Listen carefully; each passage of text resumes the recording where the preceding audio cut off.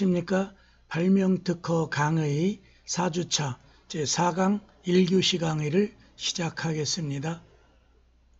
오늘 강의할 부분은 특허 제도와 특허 요건, 이제 구체적으로 어느 정도 발명이 성립이 되면, 즉 발명의 과정에 따라 발명이 완성되면 이제 특허 제도를 통해서 특허 요건에 해당하는 걸 심사한 다음에 그래서 출원을 하겠죠. 내부 자기들 나름대로의 심사를 거쳐. 그래 여기 특허 요건에서 산업상 이용 가능성, 신규성, 진보성 이런 부분을 설명했고요.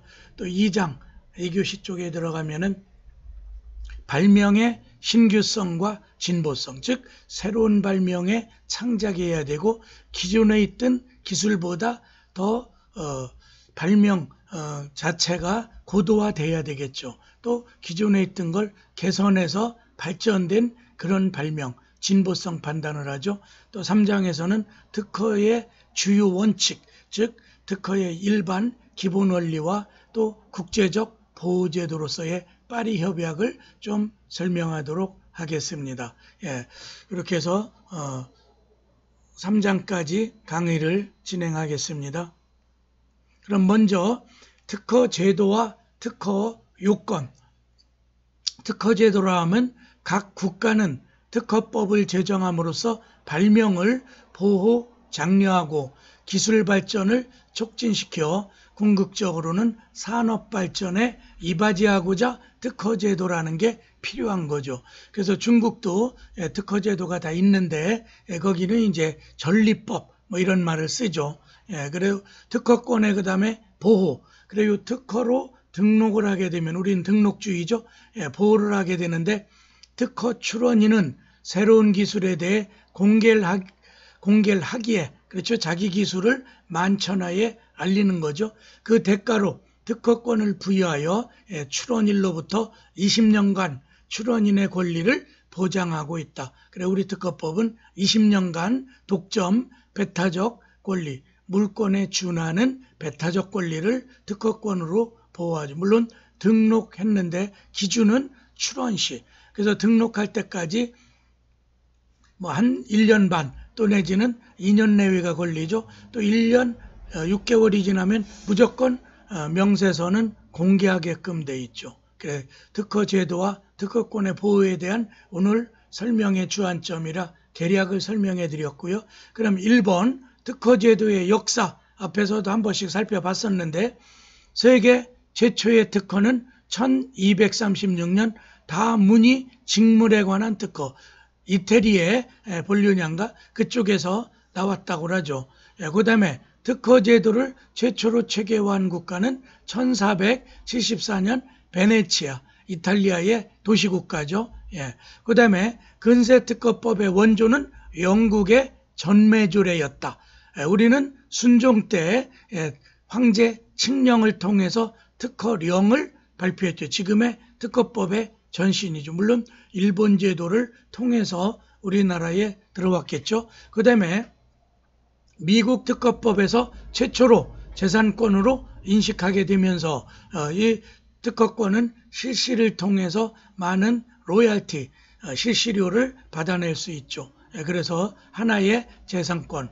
그래 우리도 지식재산권, 종전에는 공업소유권법, 또 무체재산권 이런 용어를 쓰다가 그 다음에 지적재산권 이렇게 쓰다가 지금은 지식재산권. 그래 지식재산권에는 산업재산권과 저작권으로 나누고 산업재산권 안에 특허권, 실용신앙권, 또 상표권, 디자인권 이런 식으로 돼 있죠. 또 그 다음에 저작권에는 저작재산권과 인격권, 저작인접권 이런 식으로 분류했었죠.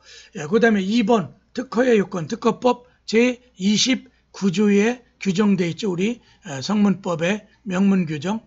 먼저 특허의 주체적 요건, 특허를 받을 수 있는 권리를 가진 자의 것, 즉 발명자 또는 그 발명자의 승계인이 특허권을 받고 특허 출원할. 만일에 제3자가 전혀 관계도 없이 출원했다면 그 특허에 대해서 이의신청을 통해서 그걸 각하시키게끔 해야 되겠죠. 그 다음에 두 번째는 객체적 요건 1. 특허법상 발명일 것. 그래서 이제 특허법의 발명의 요건, 자연법칙을 이용한 사상의 창작으로서 고도한 것, 이게 발명이죠. 두 번째는 산업상 이용 가능성이 있을 것. 그렇게 해서 발명을 했더라도 산업에 이용 가능해서 산업 발전을 도모할 수 있는 그러한 발명이어야 되는 거죠. 세 번째는 신규성. 기존에 이미 타인이 출원했던 거나 이미 공지돼서 또 간행물에 게재됐던 그런 걸 자기가 따다가 자기 걸로 출원해서는 안 되죠. 신규성에서 탈락. 또 네 번째 요건은 진보성이죠. 그래서 기존의 기술보다 한 단계 업그레이드된, 한 단계 진보된 발전적 기술이어야 여기서 말하는 특허를 취득할 수 있죠. 그래서 등록을 하게 되면 특허권이 이제 완전히 자기의 권리로 되는 독점배타적 권리를 취득하게 되죠. 그 다음에 절차적 요건으로는 특허 출원의 절차를 이행할 것. 우리는 선출원주의이기도 하고 또 심사를 통해서 등록을 또 해야 되죠. 특허에 허가를 얻었더라도 등록하지 않는 한 뒤에 가면 이제 기본 원리의 등록주의라는 게 있는데, 그래서 일정 특허법에 따른 출원의 절차를 다 이행해야만 되는 거죠. 그래서 주체적, 객체적, 절체적 요건 세 가지를 모두 구비해야 특허권은 유효하게 되고 자기의 독점배타권으로 실시권을 갖게 되겠죠. 그 다음에 특허법상의 발명을 앞에서도 조금씩 다 설명됐던 건데 한 번 더 정리하는 차원에서 설명해 보면,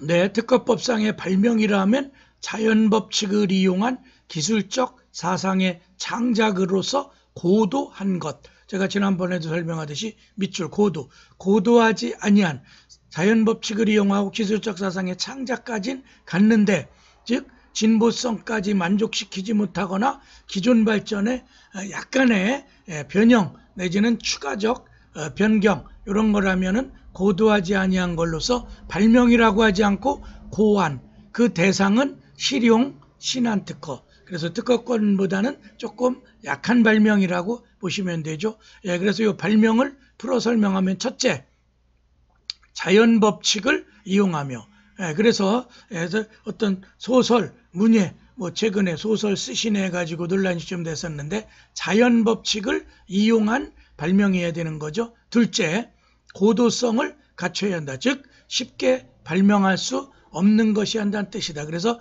진보성 판단이 특허심사의 거의 마지막 하이라이트고 그 진보성을 인정받아야 특허권을 취득하죠. 심사관이 특허를 허가하겠죠. 그래, 고도성이 없는 좀 더 단순한 발명을 우리는 특허가 아닌 실용 신안으로 보호하고 있고, 그건 발명 대신 고안이란 말을 쓰죠. 여러분도 뭐 이거 내가 고안한 거야? 내가 이렇게 좀 꾸몄어? 뭐 이런 뜻의 표현을 쓰죠. 일상 용어에서도. 그 다음에 발명을 설명 더 해보면 자연법칙을 사용하지 않는 컴퓨터 프로그래밍이나 반도체 배치 설계 같은 중요한 기술적 아이디어. 그래서 이제 기술이 발전해놓고 또 산업혁명이라고 하죠. 1차, 2차, 3차 산업혁명을 인터넷 혁명 또 컴퓨터 혁명, 거기에는 소프트웨어라든가 또 반도체 그 배치, 회로 설계 같은 게 독특한 그 컴퓨터 공학자, 전자공학과 출신들의 특유한 아이디어죠. 그럴 때 이거는 일반 특허의 자연법칙을 이용한 거에 요건에 해당되지 아니할 수 있죠. 그렇기 때문에 이런 건 넓은 의미의 다시 프로그램 보호법, 반도체 회로 배치에 관한 법률, 또 컴퓨터 프로그램 보호법 같은 게 있어서 그 독특한 컴퓨터 혁명에 따른 3차 산업혁명 이후에 급속히 발전한 이런 컴퓨터 관련 그런 기술도 특허 요건이 되는데, 그거는 신지식재산권이라고 해서 기존의 특허법의 특별법이라고 할 수 있는 반도체 회로 배치에 관한 법률, 또 컴퓨터 프로그램 보호법 뭐 이런 거에 의해서 특허 출원을 가능하게 해주죠. 또 최근에는 경영 기술 또 판매 마케팅 그런 것들을 알고리즘으로 일종의 발견에 가까운 그런 것들은 또 비즈니스 모델 특허, 바로 그 밑에 BM 특허 나오죠. 예, 그래서 새로운 지식재산권으로 이들을 보호하고 있기 때문에 결국은 기존의 특허법의 자연법칙 이용은 변형됐다고 설명하시면 되겠죠.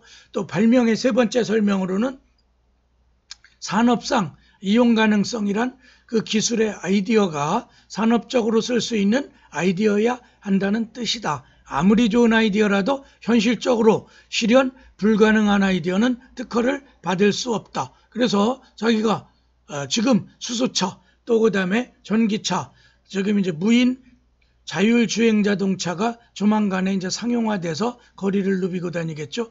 가장 앞서가는 기업이 테슬라라는 기업이고, 미국에 또 우리나라 현대, 기아, 또 그 다음에 SM, 삼성 자동차 이런 데도 전부 전기차와 무인 자율주행 자동차를 조만간에 이제 상용화하려고. 지금은 이제 테스트 단계죠. 예, 그래서 그렇지만 맹물로 가는 자동차, 가솔린을 쓰지 않고 물만 부어도 그걸 끓여서 간다. 물론 이제 전기 터빈을 돌리는 증기차 뭐 이런 것도 있었지만, 그거는 이제 디젤이나 가솔린차, 이런 전기차, 가스차 이런 것들이 나오면서 다 이제 사양길로 들어갔죠. 그래서 요게 아무리 산업상 이용 가능하고 발전될 것 같아도, 그렇죠, 물로 한다면 지금 뭐 물은 사 먹긴 하지만 그래도 얼마든지 공업용수는 마음대로 구할 수가 있죠. 그렇다면은 이런 실현 불가능한 이런 것들, 그래서 여러분들이 제가 지난번도 얘기했듯이 특허청 앞에 또 역삼동 근처 가면은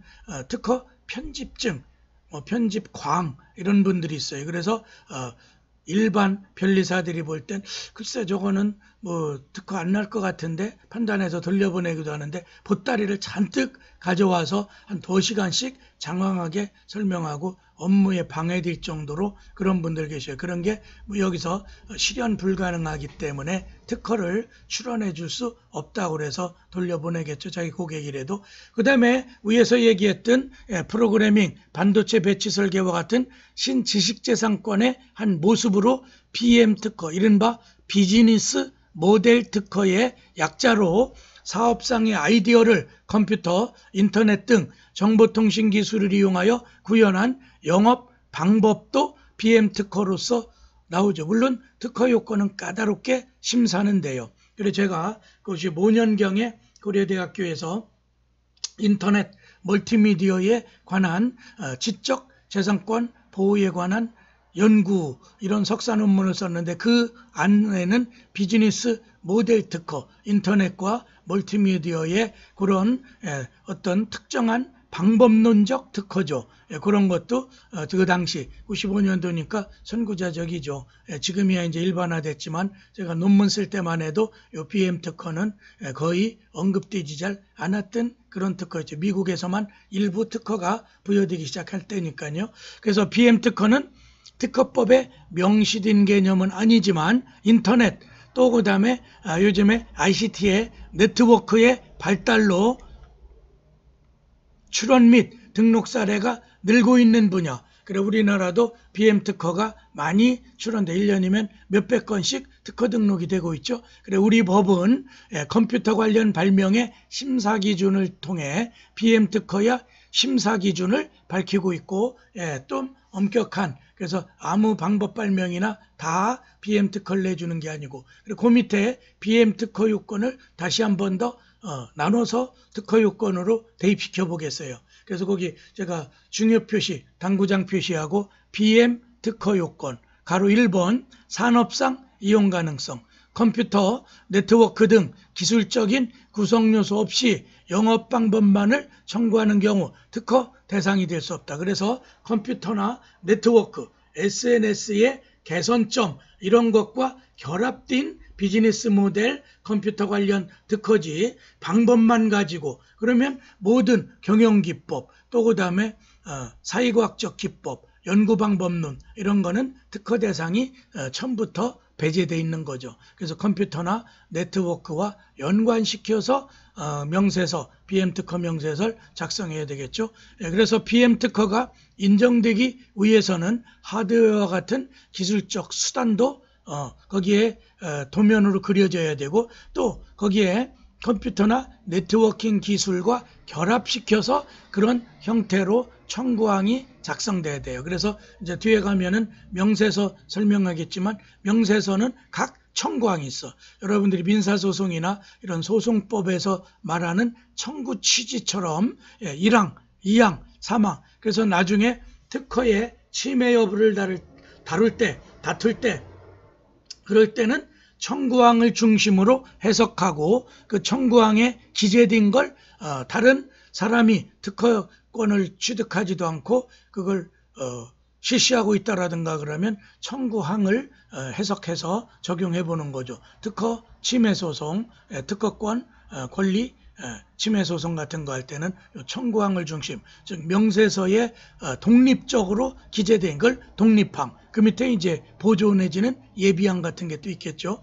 산업상 이용 가능해야 되는데 이런 네트워킹 기술과 결합된 그런 방법 특허여야 된다. 가로 2번의 두 번째 진보성. 이미 공개된 영업 방법을 컴퓨터 기술을 이용하여 자동화한 것에 불과한 경우 진보성이 없는 것으로 특허를 인정받을 수 없다. 그래서 기존 기술보다 한 단계 도약된, 한 단계 업그레이드된 발전된 기술이어야 되는데 그냥 기존의 기술은 다 있었어. 그런데 그거를 약간 자동 공정화 정도, 특히 요즘에 이제 인공지능이 거의 이제 소프트웨어 발명에 소프트웨어의 그 딥러닝이라고 그러죠. 머신러닝.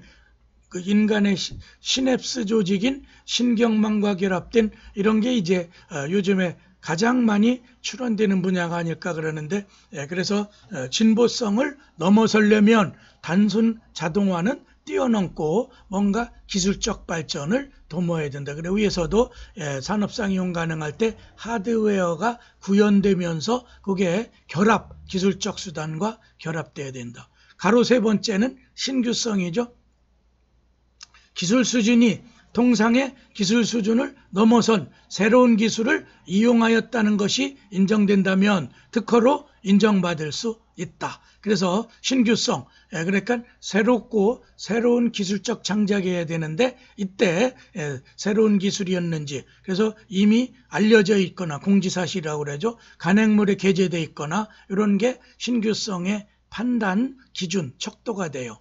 신규성 바로 이제 이어서 2장에서 신규성과 진보성, 산업상 이용 가능성 세 가지를 특허 요건에서 또 자세히 설명하게 돼요. 여기서는 BM 특허와 연결된 그런 요건 세 가지를 설명해 봤고요. 그 다음에 특허법 제29조 2항은 해당 분야에서 통상의 지식을 가진 사람, 여기 통상의 지식을 가진 사람이 당업자, 이게 진보성 판단기죠. 그러니까 심사관이 통상의 지식을 가진 사람 지위에서 이런 심사를 하는데 이걸 일본식 용어로는 당업자, 우리가 해당할 때 그 당이죠. 또 무슨 계속해서 사업을 할 때 업자, 업업자, 또 그 다음에 사람자, 이렇게 해서 당업자가 기존에 공지된 발명을 바탕으로 쉽게 발명할 수 있는 발명은 특허를 받을 수 없다고 밝히고, 이게 진보성 판단의 요건이에요. BM 특허 역시 기존 발명을 바탕으로 쉽게 발명할 수 있는 경우라면 등록이 거절될 것이다. 심사에서 탈락될 것이다. 그래서 BM 특허도 진보성. 그 다음에 맨 마지막 문단 보면은 특허 발명에서 진보성은 해당 기술에 대한 권리를 보장받을 수 있느냐 없느냐를 판단하는 매우 중요한 요건. 그래서 산업상 이용, 신규성도 다 판단 요소지만 가장 핵심은 진보성이라고 그랬죠. 그래서 진보성만 가지고 단행본으로 한 권씩 한 500여 페이지 그런 책이 있고, 저도 그런 책이 있어서 가끔 들여다보는데 진보성 판단이 특허 심사의 하이라이트이자 케이프혼이다. 그래서 심사관은 그 분야의 전문가기도 하고, 또 그 다음에 그런 심사를 할 때 당업자, 그 기술 분야의 보통적인 지식을 가진 사람으로서, 그래서 특허 심사관 보면 여러 개 분야로 나눠 있는데 전기전자, 또 그 다음에 화학, 또 그 다음에 의학, 또 그 다음에 기계, 또 일반 기타 이런 식으로 나누어 있죠. 그런 걸 보면 심사관은 당업자 수준의 눈높이에서 진보성을 판단하게 된다. 이건 진보성 분야에서 또 2장에서 더 상세히 설명해 드리겠어요. 그리고 2장은 발명의 신규성과 진보성. 좀 10분 쉬었다가 2장부터 설명하도록 하겠습니다. 10분간 휴식하겠습니다.